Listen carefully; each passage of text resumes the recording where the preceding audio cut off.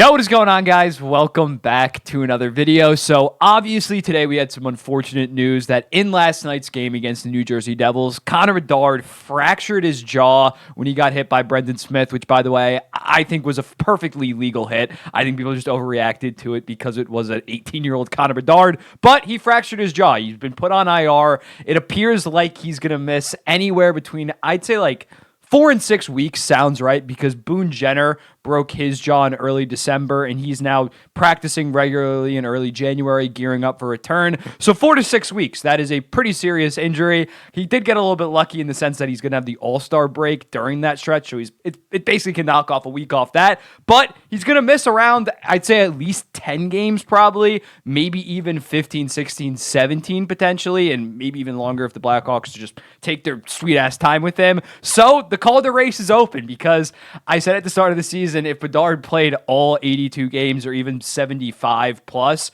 he was going to win the Calder. He was going to walk to it barring a serious injury, and now we have reached the point where there is a serious injury, so other guys now have legitimate chances. He was like a minus 500 favorite this week. Like, it was over for the most part, barring an injury, and now that injury has happened, and now I think that there is 6 guys, including Bedard, obviously, that now have a realistic chance to win the Calder Trophy, so I wanted to run down those 6 guys. I'm going to do it in order of least likely to most likely in this, so we have a little bit like it's ascending to the guys that I still think are the favorites. So without further ado, let's dive into it. Up first, I got Joseph Woll. I know I might get killed for this because this is another guy. He's been out for a while. He's had a high ankle sprain since mid to early, I think it was like December 9th or something like that. He has been out. But when you look at him, he was playing fantastic. He has been week to week. I think he is returning hopefully within a week or two. And he was very good when he was playing. He was 8-5-1. He played in 15 games total. He had a .916 save percentage.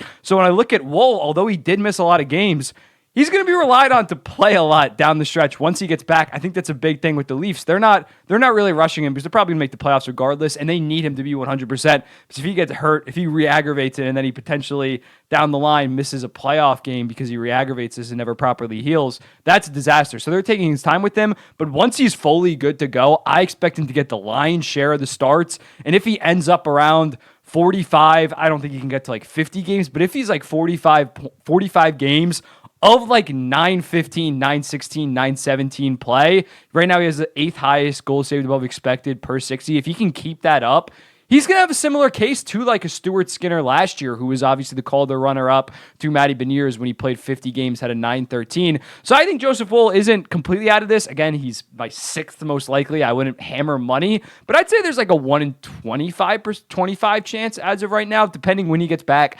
Obviously, if he's not back within the next 2 to 3 weeks, you can forget about this. But right now, if he gets back in the next week or so, 45-ish games remaining, he can just go on a tear, continue to play good on a team that badly needs goaltending. So I have Joseph Woll at the number 6 spot. At number 5, Connor Zary. The Flames fans freaking love this guy. They're already penciling him in for the goddamn Calder after Bedard went down. And he had a fantastic start. He had 8 points in his first 8 games after getting the call up. 3 goals, 5 assists. Has slowed down a little bit. He has 11 in his last 20, which is still solid. It's like a near 45-point pace. He has slowed down, though. Most recently did get a goal and assist, but that was his first points in like 4 games.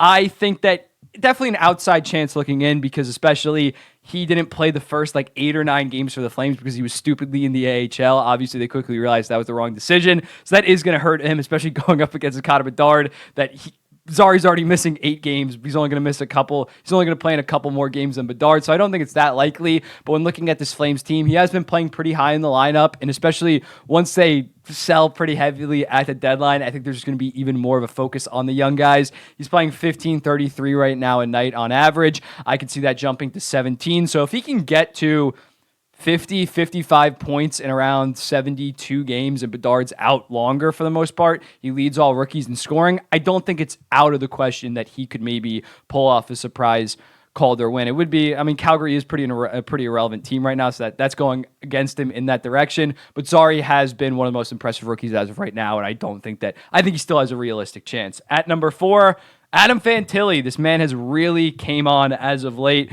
He has 24 points in 40 games right now. That doesn't seem that impressive, but basically since Boone Jenner went down with that broken jaw, he has 13 points in his last 14 games. He's really assumed that role as Columbus's probably their best goddamn center, and I think even when Boone Jenner returns, not retires. When Boone Jenner returns, he's going to be playing a pretty big role on that team. I think they're just going to continue to expose him and play him more and more throughout the game. So I think that it's possible 24 points in 40 games, say in that last 42, he goes for 35, no, I don't think it'd be point per game, but yeah, 35 points in 42 games and finishes the season around 60 points on the season. He's definitely going to have a case to win the Calder Trophy, especially if Bedard misses a ton of time. Fantilli's also a very good two-way player for the most part, if he especially gets those defensive numbers up. And he obviously was the third overall pick, so he does have the notoriety. Although he plays in Columbus, he definitely has the media notoriety as to being a big name, a guy that did have big expectations. Sadly, my boy Leo Carlson got hurt, or else he'd also be very high on this list.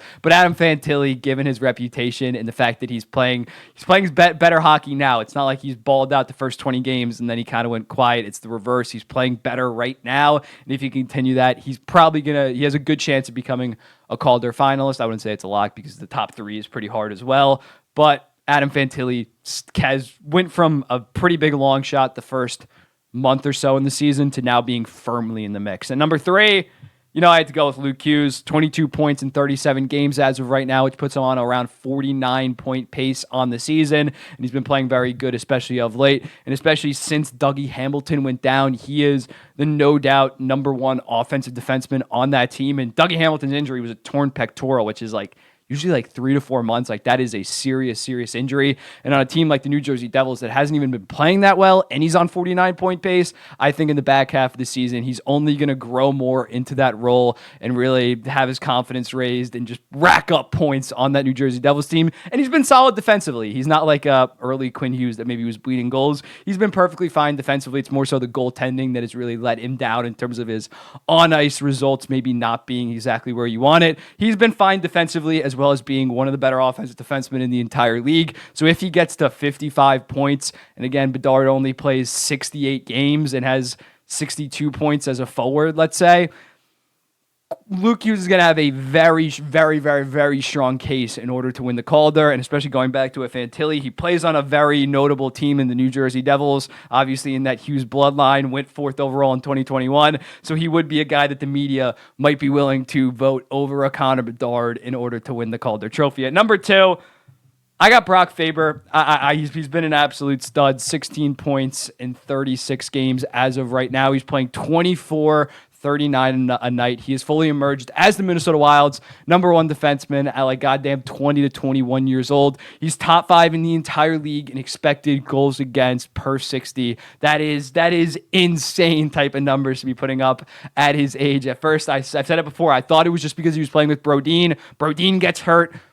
He's still absolutely fantastic. Brock Faber is the real deal, and if he can get to 40 points while being one of the best defensive defensemen in the entire league, and Connor Bedard plays 66, 67 games, I don't know how, that would be an egregious snub in my opinion. Yes, it is going to be hard for him to keep up these amazing results, but again, I think he is the second most likely guy. He was the second most likely before Bedard got hurt, but the gap is definitely far closer as of right now. You look at Brock Faber, he is pretty easily my second pick right now. It's tough because the media might just go Luke Hughes because he has more points and he's the bigger name value. But right now, I think Brock Faber is the number 1 threat to Connor Bedard. Until we get a definitive timeline on Bedard, I'm just going to have Bedard. I'm going to have Faber still in second because in first is still Connor Bedard. I mean, he does have 33 points in 39 games, 15 goals.